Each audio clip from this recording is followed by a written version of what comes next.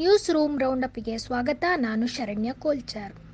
ಸುಳ್ಯ ತಾಲೂಕು ಅರಂತೋಡು ಗ್ರಾಮದ ದೇರಾಜೆ ಸಮೀಪ ಕಳುಬೈಲ್ ಎಂಬಲ್ಲಿ ಸುಮಾರು 45 ವರ್ಷಗಳ ಹಿಂದಿನ ಪುರಾತನ ಕಿಂಡಿ ಅಣೆಕಟ್ಟಿನ ಸ್ಲ್ಯಾಬ್ ಮುರಿದು ಬಿದ್ದು ದಂಪತಿಗಳು ಗಾಯಗೊಂಡ ಘಟನೆ ಜನವರಿ 20ರಂದು ನಡೆದಿದೆ.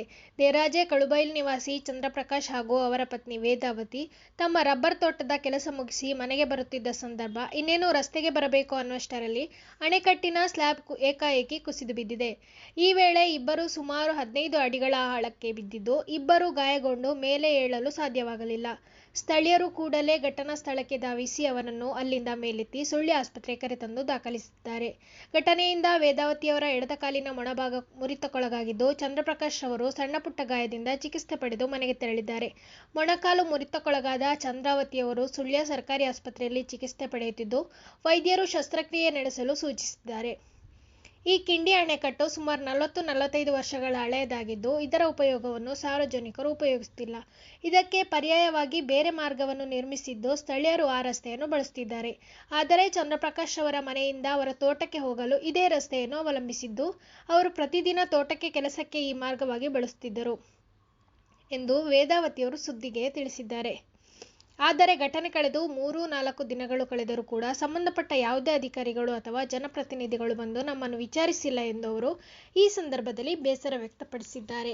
ಬಿಗ್ ಬಾಸ್ ಸೀಸನ್ 10ರಲ್ಲಿ ಡ್ರೋನ್ ಪ್ರತಾಪ್ ಸೋತಿದ್ದಕ್ಕೆ ಕಡಬದ ಝೈನುಲ್ ಅಬೀದ್ ಎಂಬ ಯುವಕ ಆಡಿದ ಮಾತಿನಂತೆ ಅರ್ಧಗಡ್ಡ ಮೀಸೆ ತೆಗೆಯುವ ಮೂಲಕ ಸಾಮಾಜಿಕ ಜಾಲತಾಣಗಳಲ್ಲಿ ವೈರಲ್ ಆಗಿದ್ದಾನೆ.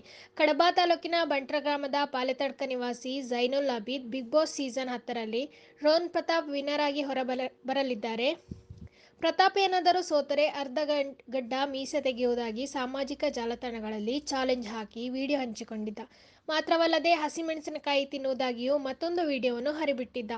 ಬಿಗ್ ಬಾಸ್ ಫಲಿತಾಂಶ ಹೊರಬಂದಿದ್ದು, ಕಾರ್ತಿಕ್ ಸೀಸನ್ 10ರ ವಿನ್ನರ್ ಆಗಿ ಹೊರಹೊಮ್ಮಿದರೆ ಡ್ರೋನ್ ಪ್ರತಾಪ್ ರನ್ನರ್ ಆಗಿ ಹೊರಹೊಮ್ಮಿದ್ದರು. ಫಲಿತಾಂಶ ಹೊರಬರುತ್ತಲೇ ಅಬೀದ್ ಚಾಲೆಂಜ್ನಂತೆ ಅರ್ಧಗಡ್ಡ ಮೀಸೆ ತೆಗೆಸಿ ಹಸಿ ಮೆಣಸಿನಕಾಯಿ ತಿನ್ನುವ ವಿಡಿಯೋ ಮಾಡಿ ಜಾಲತಾಣದಲ್ಲಿ ಅಪ್ಲೋಡ್ ಮಾಡಿದ್ದಾರೆ. ಈ ವಿಡಿಯೋ ವೈರಲ್ ಆಗಿದೆ.